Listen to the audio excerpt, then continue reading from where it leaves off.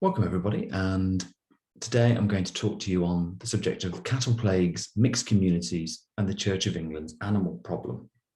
Now, non-human animals have long been silent presences in England's national religious establishment, the Church of England.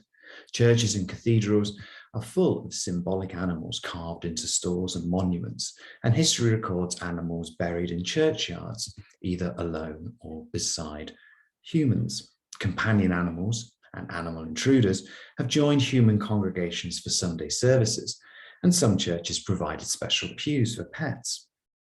The Church's Manual of Worship, the Book of Common Prayer, nods to this mixed community of worshippers, as among its prayers and services is the Benedicite, the Song of Creation, which calls for whales, birds, and beasts and cattle to join in common praise to God.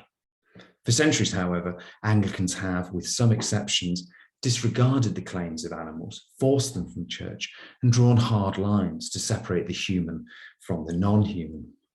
In the 1760s, bishops considered prosecuting a clergyman who wrote that animals had souls and would share an afterlife with humans.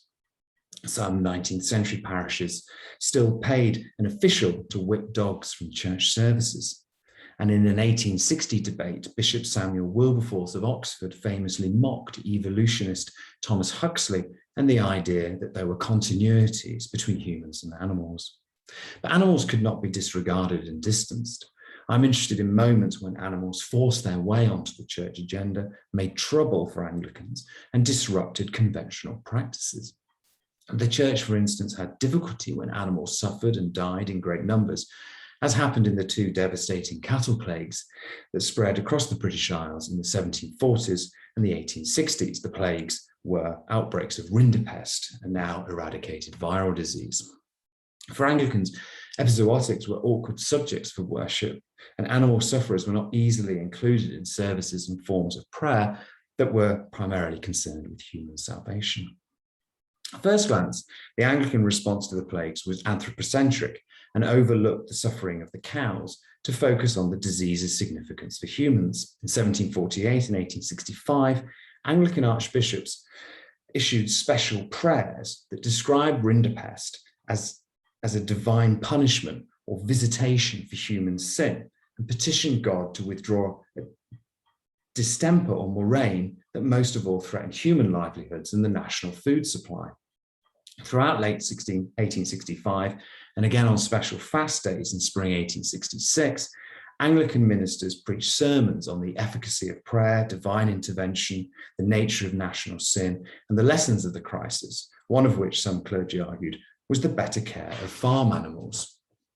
But a closer reading of the rich religious literature from the era reveals a more contested picture. Some radical Anglican voices challenged conventional understandings of human-animal differences when they suggested that farm animals were indeed appropriate subjects for prayer. A vegetarian clergyman in Worcestershire, for instance, refused to observe a fast day because the purpose of the occasion's special prayer was, in his view, not to relieve the suffering of poor beasts, but to make beef more abundant. Other clergy made the very irregular, indeed illegal move, and composed their own special prayers that included petitions to God to, as one put it, spare the bovine race. And a controversial high churchman named John Mason Neale attracted much criticism when he composed a hymn on the cattle plague, which included the lines, "Pity thy guiltless creatures and let them profit by our prayer." These Anglican voices, I suggest, wanted to broaden the religious community to recognize domestic animals as more than commodities. And they could well have had an audience among the Midland farmers who erected tombstones to commemorate their dead cattle. But such voices remain radical and marginal, as most Anglicans wanted to keep animals in their place. Nevertheless, the problem of animal suffering, and animal souls and afterlives would recur when the 20th century brought the mass death of horses in 2 world wars, factory farming, a broader culture of pet keeping, and foot and mouth. All would generate tensions within the church. I'll end with a couple of thoughts and questions. Did the Church of England have trouble with animals because it was a national institution bound by tradition?